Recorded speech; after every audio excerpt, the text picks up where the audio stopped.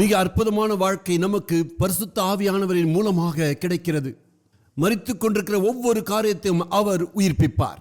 மனித வாழ்க்கையில எதையெல்லாம் இழந்தார்களோ, குடும்பம், வீடு, மனைவி, பிள்ளைகள் அனைத்தையும் அந்த இயற்கைக்கு அப்பாற்பட்ட பரிசுத்த ஆவியானவருடைய வல்லமையின் மூலமாக நீங்கள் எழுந்ததை பெற்றுக்கொள்ளலாம். பரிசுத்த ஆவியானவர் முழுமையாக உங்களை சுகமாக்க முடியும். பரிசுத்த ஆவியானவர் முழுமையாக உங்கள் சிந்தனையை புதிதாக்க முடியும்.